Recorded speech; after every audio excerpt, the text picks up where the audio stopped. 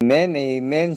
Thank you, Sister B. Talagang medyo ako nalito ron sa ating Amen po. lakad Amen ng po. ating, No, lalo no ng worries ating po. pag-aaral. Amen. Enjoyin lang po Amen. natin to. Basta enjoyable lang tayo sa akademya ng pag-aaral natin sa ating Panginoon. Enjoy lang po tayo. Wala pong babagsak dito. At nakangiti sa atin ng Panginoon. Bakit? Abay, kahit na po busy-busy kayo, eto po kayo nagsusumikap. Alam ko po yung iba naka-headset lang at pare-pareho naka-headset lang tayo.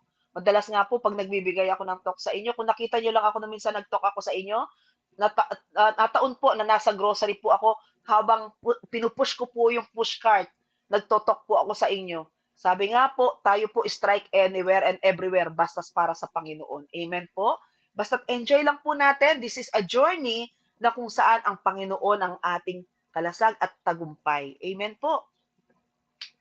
Amen, amen. Salamat, Sister B. Nawala si Sister Bibing Ako kanina, po. nakataas ang kamay. Mukhang naging busy Ako na. po, gusto ko pong mag-share lang konti. Sige, Sister Seni. Kanina, si Brother Melvin, nakataas ang kamay. Sige, Sister Seni. Hindi kasi po yung ibalik po natin dun sa topic natin about yung prayers natin. Kasi ako po, marami akong dasal na hindi din po nagagrant.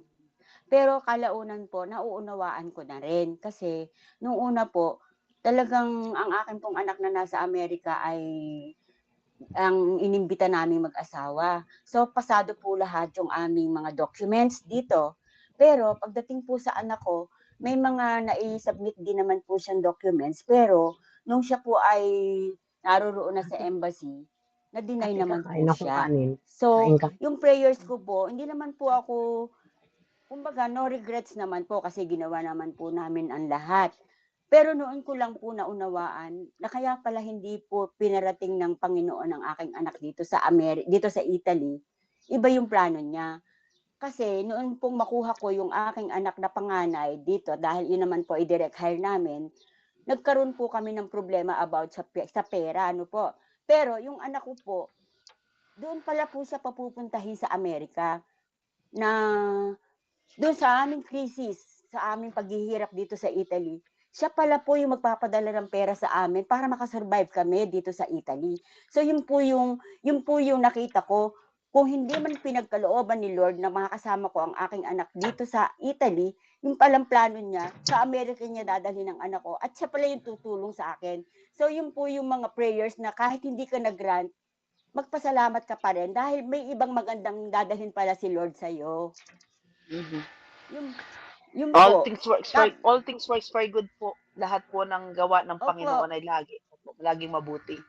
So, hindi po ako nalungkot. Sabi ko nga po sa aking anak, hindi ko alam ha, hindi natin masasabi kung 100% ay makakarating ka rin, ano.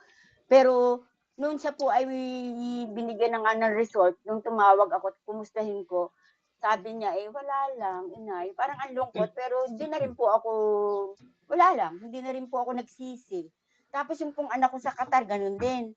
Pinadalhan ko din po siya, ipinasok ko din po siya kung saan-saan para lang makasama ko rin dito. So, yun po, hindi po siya nakarating dito, pero nasa Qatar naman po siya.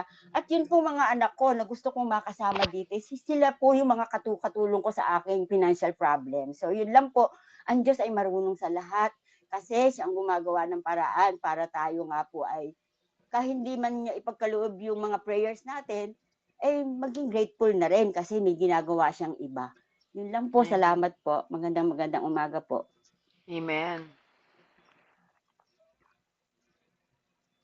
Salamat po, Sister B. Gusto ko lang po talagang iparating yung mga kabutihan ni Lord sa akin kung paano niya ginagabayan ang aking mga prayers. Kahit po yung sinasabi na tingin mo yung kanyang sagot, bagamat matagal, diga, no, at saka yung wait. Lagi po ako nasa period ng wait, pero at the end, maganda po yung result. Thank you po. Amen, amen. Salamat, Sister Seni. Sige po, sino pa po? Nawala na si Brother Melvin. Si Brother Melvin, kala ko nagtrabaho ka na eh. Sige, amen. Sige, si Brother Melvin. At least oray laboro pa rin. Congratulations pala, congratulations. Congratulations sa lahat ng nakikinig. Kasi sabi nga ni Sister B, kapag ka nakikinig lang, kasi parang tayo nag-direct wala nang thesis. At talagang practicum na agad dito. Ako'y nagugulat din. Pero congratulations Sister B. Praise Practicum, God. biglaan. Kaya sabi ko nga, para si Carlo Acutis, doon pag humaharap siya sa Blessed Sacrament, doon sa monstrance, sabi niya, this is the highway to heaven. Agad-agad. Amen. Nakakagulat. Aba, mapapakamot sa ulo talaga. Sabi, mapapakamot ang kalaban. Aba, ba't ito nagpupuri? Sino ba ito? Kaya sabi ko, congratulations na Sister V at sa Friends of the Barangay po. Amen. Praise Alam niyo, God. Ate V, Hallelujah. I want to share. Gusto ko lang mag-share. Gusto ko dapat itanong ito sa mga nauna lalo na sa mga katulad niyo Sister B. Ano ba talagang pakiramdam ninyo? Gusto kong maunawaan, pero gusto kong ibahagi lang sa inyo yung naramdaman ko.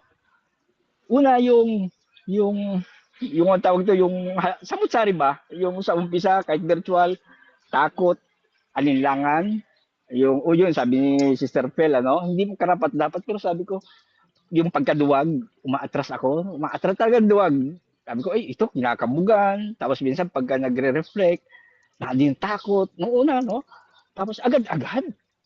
Tapos tatayo ka sa harapan, kahit konti ng tao, ang tingin ko kahapon po, ang dami-daming tao. Pero, bakit ako nagtaka ko? Kasi hindi ako kinabahan, hindi ako natakot. Yun yung tiwala sa sarili na andun. Nandun yung galak. Kaya sabi ko nga, ako'y napapatawa, ako'y masaya. Kasi bakit napapaisip ako na yung pinanggalingan ko pala, kung paano ako nagsasalita, kung paano ako nakikinig sa mga nagtuturo, sa mga preacher, ako'y tuwan-tuwa, ako'y tawa ng tawa. Ang pinagtatawanan ko, yung nakaraan ko. Sabi ko, nakakatawa pala ako dati. Kaya ako natutuwa. Kahapon, lalo na kahapon, sabi ko, ito na pala yung bunga ng pakikinig. Yan ang banggit niyo, Sister Ruby, Yung makinig ka lang marami kang matututunan. At ang gusto ko pa ibahagi, Sister B, at ito yung tanong ko na, bakit ganon kapag ka nagwo-worship ka, nagkakaroon ka ng discernment? Natatanggap mo yung discernment, nabubuksan yung kalooban mo, na ihayag mo sa Diyos yung kailangan ng nakararami sa pangunguna mo. Yung po ba totoo na nagkakaroon tayo ng pagtanggap o kaloob na discernment through the Holy Spirit? Nabubuksan yung ating kalooban upang madala natin sila through discernment na hinihingi ng nakararami. Kung ito ay galak, na itataas natin ang galak. Kung ito ay pakikipag-usap sa Diyos, nadadala natin sila. Na kahit, sabi ko nga, hindi ako masyadong, sabi ko hindi ba ako parang bago pa, parang bata pa ako dyan, kaya sabi ko hindi ko po magawa. Pero sabi ko, pag gano'n, ang pakiramdam ko, para ako lang ay natutulog. Habang ako nag-worship, para ako natutulog at pinaghihili ako ng pagpupuri sa Diyos. Yun po, yung kalooban at discernment at gusto ko i-point out. Thank you po again. Amen. Sabi nga po, hindi kayo susubo ni Lord sa laban na hindi ka ipapanalo. Sabi nga natin, the battle belongs. Every time po na tayo mag-worship, nakaback up po sa atin ang kapangyarihan ng Diyos. Number 1 na po dyan, ang kanyang blessing, anointing, and empowerment. At kasama po dyan yung wisdom. So lahat ng lalabas sa bibig natin, lalo na po yan, ay kapag ka-inanoint ka niya, talaga namang gagamitin ka niya ng makapangyarihan. Kaya the moment that we say yes, ito na po yung ating pangahawakan. Ipanalo mo na si Lord. Mapahiya ka na, wag lang si Lord. Kaya nga yung hiya-hiya mawawala, yung kaba mawawala, kasi nakaback up sa iyo ang banal na Espiritu. Amen po. Kaya sabi nga po niya sa Joshua 1 verse 8 to 9, mahalaga po yan, na meron tayong mga binabanggit na mga Bible passage. Kasi sinabi niya yan, never neglect to read the law during your worship. Diyon sa Joshua 1 verse 9. Ano po yon? Kaya tayo nagpapahayag ng mga salita ng Diyos na ginagamit natin sa exhortation, and as we continue do sa ating praise and worship proper, nagbabanggit pa rin tayo ng mga supplementary passages para to augment, para palakasin pa kung ano yung dinadrive natin during that worship. At nakakasigurado rin po tayo na ang sabi niya, never be dismayed nor discouraged. Sa Joshua 1 verse 9 naman, for I am with you wherever you go. So kapag nag-worship ka, kasama natin siya. Amen po.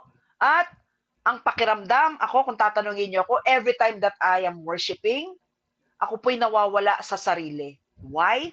Kasi we will be awed and amazed by the presence of God. Tayo po'y namamangha sa kariktan kagandahan, kapurihan at walhati ng Panginoon. Wala kang ibang nararamdaman kung hindi yung pakiramdam na para kang lumulutang, and you will be lost in the presence of the Lord. Parang wala ka na sa kinalalagyan mo. Yung tingin mo na mga tao, parang iba na ang tingin mo, ang kasama mo anghel na nagpupuri sa Panginoon. Yun lang po yung isang dapat maramdaman ng nagwo-worship, na habang ikaw ay nandyan, ang trono ng Panginoon ay nasa harapan at nandyan ang Panginoon, tinatanggap ang ating pagpupuri. Sabi ko nga po sa Psalm 22 verse 3 kanina, no? God lives in the praises of His people. Namamahay ang kapangyarihan ng Diyos sa papuri ng kanyang mga minamahal. So tayo po yon. Every time that we decide and we worship, God is there to hear and to be with us. Kaya mamamangha na lang tayo. Yung pakiramdam, iba hindi mo may papaliwanag. Amen po? So thank you po, Brother Melvin, ha? At dumarami po ang mga worshiper. Alam ko po lahat tayo dito ngayon, excited na magwo-worship. At lahat gugustuhin na mag-lead ng worship. Amen po? Amen. Congratulations po sa atin lahat. At I think, I'm sure na lahat ay mag-worship dito sa Praise of the Bar. Una-una lang po yan. Una-una. Amen. Complimentary, Parang Brother narinig Melvin. ko nga po Anyway po, complimentary po sa inyo. Congratulations.